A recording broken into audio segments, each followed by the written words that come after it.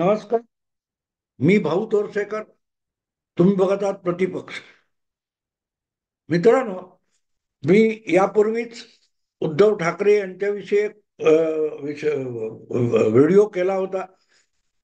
महाराष्ट्राच्या विधानसभा निवडणुकीमध्ये यावेळेला ऐतिहासिक गोष्ट काय असेल तर या निवडणुकीला प्रभावित करणारी जी राजकीय व्यक्तिमत्व आहेत त्या व्यक्तिमत्वांचा प्रत्यक्षात इथल्या जनमानसावर आणि निवडणुकीच्या निकालावर काय प्रभाव पडणार आहे याचं विवेचन मला आवश्यक वाटतं. आणि म्हणून मी त्यात सांगितलं होतं की जे 6 पक्ष प्रमुख पक्ष मानले जातात या 6 प्रमुख पक्षांच्या व्यक्तिमत्वाचा आजच्या निवडणुकीवर काय परिणाम होणार आहे आणि या निवडणुकीच्या निकालांचा ते प्रत्येक पक्षाचे सर्वोच्च नेते राज्यातले आणि त्यांच्या राजकीय भवितव्यावर काय परिणाम होणार आहे याचं विश्लेषण अगत्याचं आहे. बाकी हा जिंकणार आहे, तो जिंकणार आहे, या नेहमीच्या गोष्टी असतात, अशा बोलून काही उपयोग होतो असं मला वाटत नाही.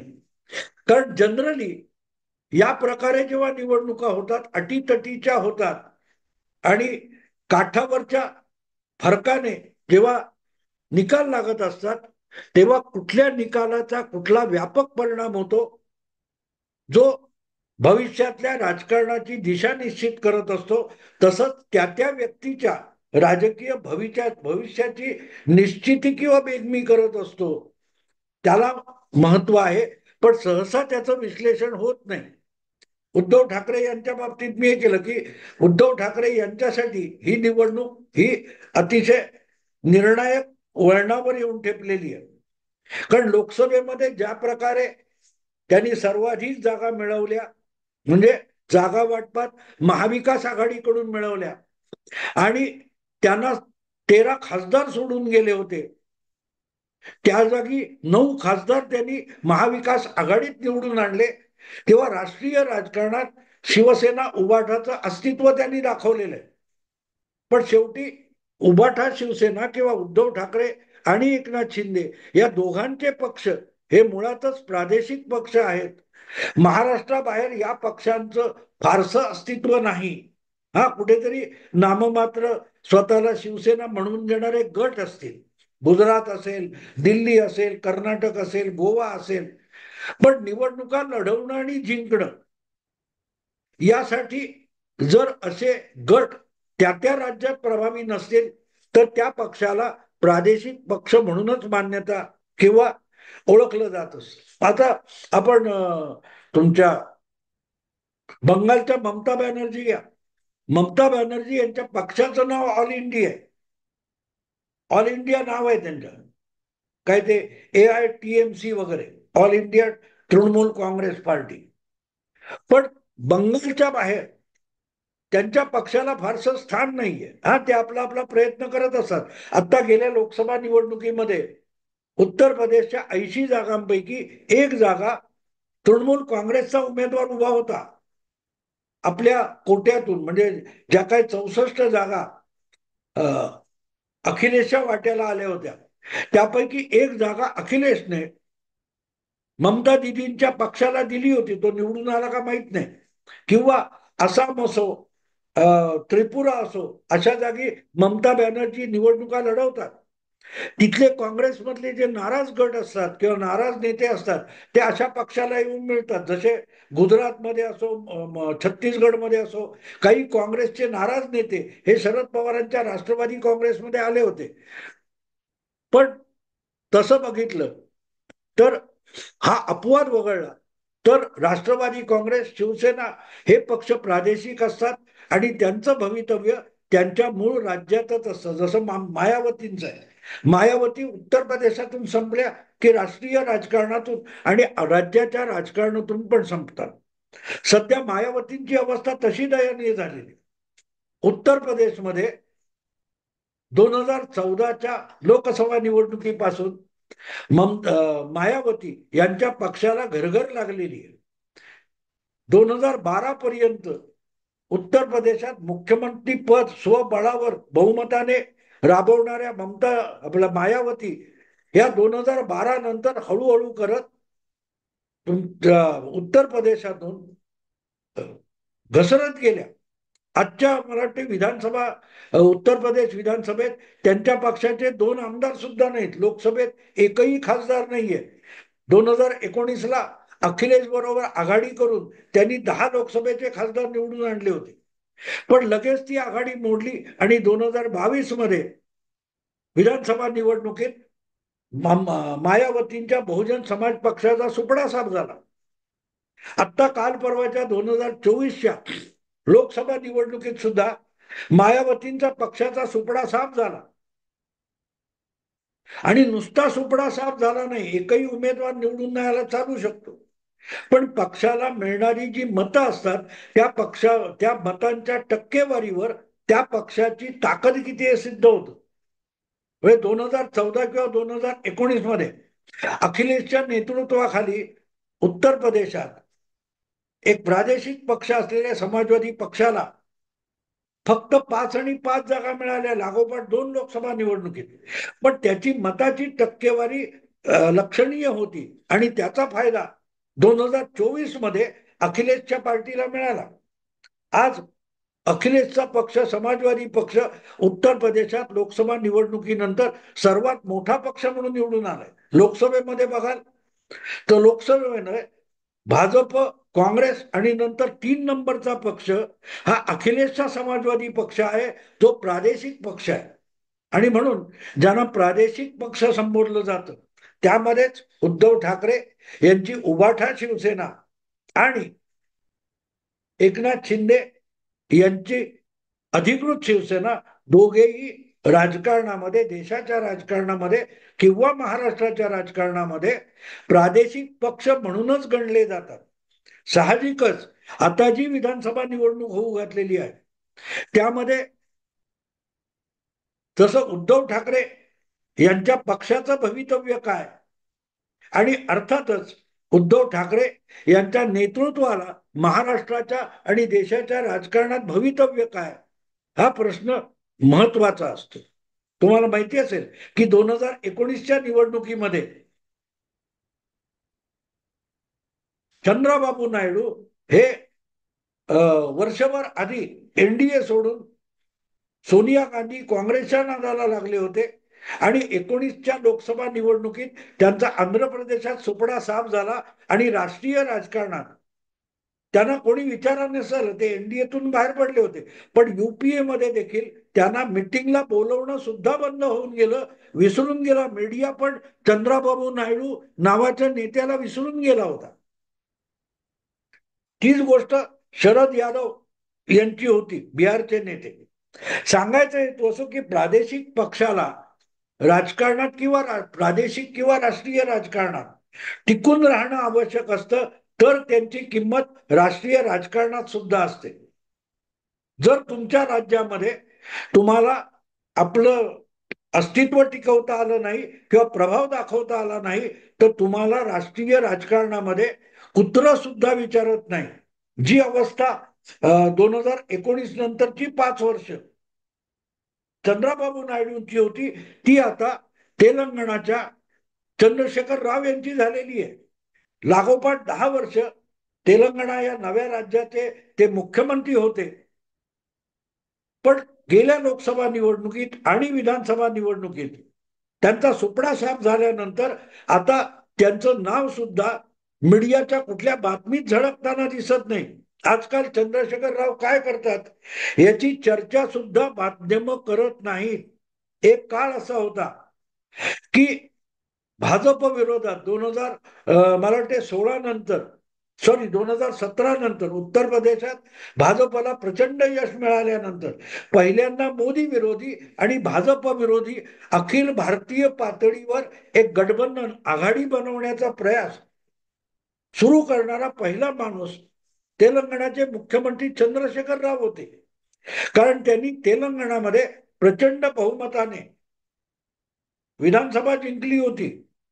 लोकसभेच्या ज्या 17 जागा आहेत त्यामध्ये अधिकाधिक जागा चंद्रशेखर राव यांच्याकडे तेलंगणातून होत्या आणि म्हणूनच ममता बॅनर्जी असोत, चंद्रबाबू सॉरी तुमचे नितीश कुमार असोत, स्टॅलिन वगैरे वगैरे जे कोणी भाजप विरोधी असे प्रादेशिक पक्ष आहेत आणि राष्ट्रीय पक्ष आहेत ते चंद्रशेखर राव यांना प्रतिसाद देत होते. हे चंद्रशेखर राव तुम्हाला आठवत असतील तर संजय राऊत यांच्या माध्यमातून शरद पवारांना भेटायला आले होते. उद्धव ठाकरेंना भेटून गेले होते मुख्यमंत्री असताना. पण आज त्याच चंद्रशेखर राव यांचं नामोनिशाण माध्यमांमध्ये बातम्यांमध्ये कुठे दिसत नाही. आणि त्याचं कारण असं आहे की चंद्रशेखर राव राष्ट्रीय आणि व्यापक राजकारण करण्याच्या नादामध्ये तेलंगणामध्ये आपला प्रभाव टिकवणं विसरून गेले. प्रादेशिक राजकारणात ही महत्वाची बाब असते की तुम्ही राष्ट्रीय राजकारणात हवे तितके लुडबुडा, पण प्रादेशिक राजकारणामध्ये आपलं जे प्रभाव क्षेत्र असलेलं राज्य आहे त्या राज्यामध्ये आपली पाळंमुळं घट्ट रुजवून उभं राहायचं. आणि ज्या वेळेला आपल्या प्रादेशिक राजकारणाला धक्का लागण्याची वेळ येते तेव्हा बाकी सगळे चैन मौज राष्ट्रीय राजकारण बाजूला टाकायचं आणि आपल्या राज्यात लक्ष घालायचं असतं. याचं सर्वात उत्तम उदाहरण म्हणजे 2014च्या निवडणुकीत मुख्यमंत्री पदाला लाथ मारून आपला नवा कोरा पक्ष आम आदमी पक्ष हा राष्ट्रीय बनवायला निघालेले केजरीवाल 400 पेक्षा अधिक उमेदवार त्यांनी अधिक अखिल भारतीय पातळीवर उभे केले होते. स्वतः केजरीवाल हे मोदींना हरवण्यासाठी दिल्ली सोडून वाराणसीला गेले होते. वाराणसीमध्ये मोदी को हराना आहे म्हणून त्यांनी सगळे प्रयास केले होते. पण जेव्हा वाराणसीमध्ये त्यांचा पराभव झाला आणि देशभर 400 पेक्षा अधिक उमेदवार डिपॉझिट गमावून बसले तेव्हा केजरीवाल यांनी घेतलेला पहिला निर्णय काय होता तर अखिल भारतीय सोडा दिल्ली बाहेर आपल्याला जायचं सुद्धा नाहीये. 2014च्या लोकसभा निवडणुकीनंतर मला वाटते 8 ते 9 महिन्यात दिल्लीच्या विधानसभा निवडणुका झाल्या. त्या निवडणुकांमध्ये केजरीवाल यांनी प्रचंड यश मिळवलं कारण 9 महिने त्यांनी दिल्लीच्या बाहेर वळून सुद्धा बघितलं नाही. योगेंद्र यादव, प्रशांत भूषण यासारखे नेते दिल्ली बाहेर काय काय करायचं हे बोलत होते. त्यांना केजरीवाल यांनी झापलं होतं दिल्ली हे आपलं कार्यक्षेत्र आहे आणि दिल्ली बाहेर काय करायचं याच्याविषयी बोलू सुद्धा नका. अगदी 2015ला दिल्लीच्या विधानसभेत प्रचंड बहुमत मिळाल्यानंतर रामलीला मैदानावर शपथविधी करताना आणि त्या शपथविधीच्या सभेमध्ये शपथविधी नंतरच्या सभेमध्ये केजरीवाल यांनी जाहीरपणे योगेंद्र यादव सारख्या आपल्या सहकार्याला झापलं होतं की आता महाराष्ट्रात अमुक करू आता तिकडे तमुक करू वगैरे वगैरे निवडणुका लढवण्याच्या गमजा सोडून द्या. कारण ज्या राज्यात तुमची ताकद आहे तिथे पाळंमुळं घट्ट रुजवल्याशिवाय बाकी कुठे झेपावता येत नाही याची जाणीव होती. म्हणून 10 वर्ष सलग केजरीवाल यांनी दिल्लीमध्ये आपल्या पक्षाची ताकद वाढवण्याला प्राधान्य दिलं. तेच काही प्रमाणामध्ये ममता बॅनर्जींनी सुद्धा केलं. आता बघा ना लोकसभा निवडणुकीत तुम्ही त्याच्या आधी इंडिया लाईन झालं तेव्हा बघत होतो आपण की पाटणा असो बंगलोर असो मुंबई असो लालू प्रसाद यादव किंवा आज त्यांच्या पक्षाची धुरा सांभाळणारे तेजस्वी यादव यांचं जागोजागी राहुल गांधी सोनिया गांधी स्वागत करत होत्या. पण लोकसभा निवडणुकीत बिहारमध्ये राष्ट्रीय जनता दल हा लालू प्रसाद यादव यांचा पक्ष चमक दाखवू शकला नाही तर त्यांना काँग्रेस विसरून गेलेली आहे. हे सगळे संदर्भ मी प्रादेशिक पक्षांचे एवढ्यासाठी सांगितले की तुम्ही या आघाडीत राहा नाहीतर त्या आघाडीत राहा. कुठच्याही आघाडीत राहायचं असेल तर मुळात राष्ट्रीय भूमिकेपेक्षा तुमची प्रादेशिक भूमिका महत्वाची असते आणि त्या राज्यामध्ये त्या प्रादेशिक राजकारणामध्ये तुम्ही आपले पाय घट्ट रोवून उभे असला पाहिजे. एकदा तुमची त्या त्या प्रभाव क्षेत्राच्या राज्यामध्ये पायाखालची वाळू घसरायला लागली की मग तुमचं राष्ट्रीय राजकारणात आणि एकूण व्यापक राजकारणामध्ये अगदी राज्याच्या राजकारणामध्ये सुद्धा तुमची घसरण होते. उद्धव ठाकरे हे लोकसभा निवडणुकीचे निकाल लागेपर्यंत महाराष्ट्रात इंडी अलायन्सचे थोरले भाऊ होते. महाविकास आघाडीतला सर्वात मोठा पक्ष होते, पण लोकसभा निवडणुकीत त्यांचा स्ट्राईक रेट खाली आला, जागा कमी झाल्या, काँग्रेसच्या जास्त झाल्या आणि काँग्रेस उद्धव ठाकरेंना दाद देईनाशी झाली. आणि हीच बाब उद्धव ठाकरेंना लागू होते. तीच बाब शिवसेनेचा दुसरा घटक असलेल्या अधिकृत शिवसेना, धनुष्यबाणवाली शिवसेना, एकनाथ शिंदे यांच्या पक्षालाही आणि नेतृत्वालाही तोच निकष लागू होतो. एकनाथ शिंदे यांना कुठल्याही राष्ट्रीय राजकारणाच्या महत्वाकांक्षा नाहीत.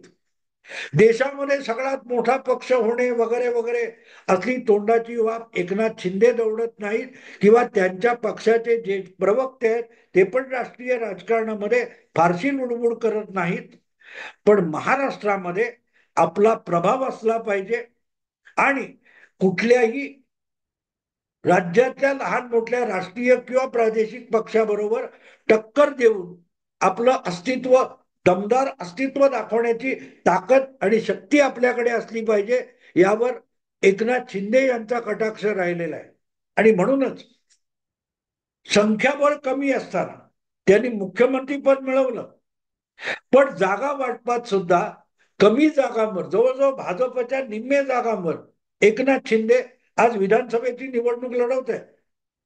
तुलना करायला गेलं तर भाजपच्या तुलनेने निम्मे जागावर लोकसभा निवडणूक एकनाथ शिंदे यांनी लढवली होती, पण जागा जिंकण्यावर त्यांनी भर दिला होता आणि त्याचा प्रभाव विधानसभेच्या जागा वाटपामध्ये सुद्धा पडलेला आहे.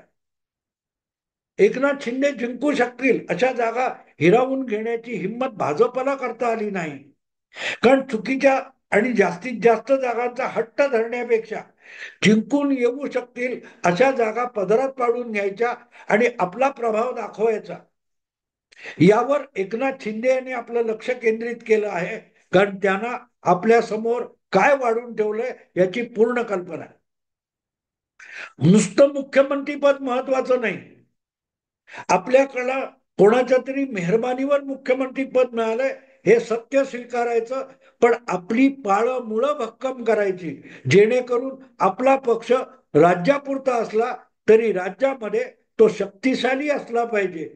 काँग्रेस असो किंवा भाजप यांच्याशी सुद्धा टक्कर घेण्याची कुवत आपल्यामध्ये असली पाहिजे आणि ती टक्कर घेण्याची वेळ येत नाही तोपर्यंत या सगळ्यांची खेळीमेळीने राहायचं आणि आपला पक्ष, आपली संघटनात्मक ताकद, जनमानसातली प्रतिमा उंचावत न्यायची, हे संयमी काय ती भूमिका एकनाथ शिंदे यांनी 2.5 वर्षात दाखवून दिली. आणि म्हणून तर मुख्यमंत्री कोण होणार या विषयाचं उत्तर भाजपकडून आमचा मुख्यमंत्री तर सत्तेत बसलाय असं सांगण्यापर्यंत आली.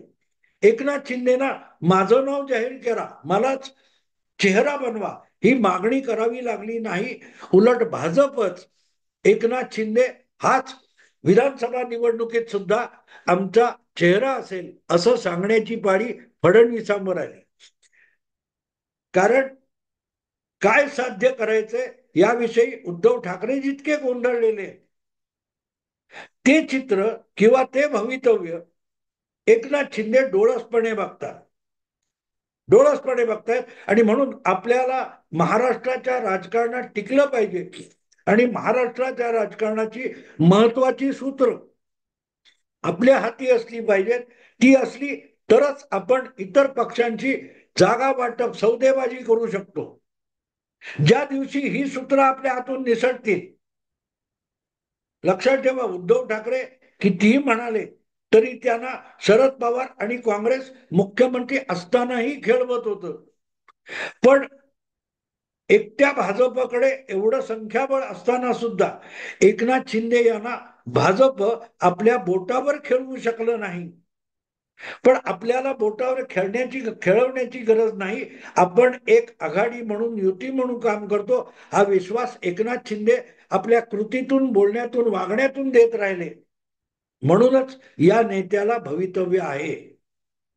एकनाथ शिंदे हा महाराष्ट्राच्या राजकारणातला एक भविष्यातला नेता आहे, वर्तमान काळातला आहे. कारण त्याला आपलं भवितव्य आणि महाराष्ट्राच्या राजकारणाचं भवितव्य याची योग्य सांगड घालता आली पाहिजे. शरद पवारांना सुद्धा हे करता आलं असतं. दुर्दैवाने शरद पवारांना उचापती करण्यात इंटरेस्ट होता, त्यामुळे आपलं आणि महाराष्ट्राचं भवितव्य शरद पवार जोडून येऊ शकले नाहीत. तो विषय मी नंतर मांडणार आहे, कारण मला महाराष्ट्राच्या 6 प्रमुख पक्षांच्या आणि इतर नेत्यांच्या महाराष्ट्राच्या राजकारणाशी निगडीत असण्याची कहाणी स्वतंत्रपणे प्रत्येक नेत्याबद्दल सांगायची आहे. त्यामुळे पवार हा नंतरचा विषय आहे.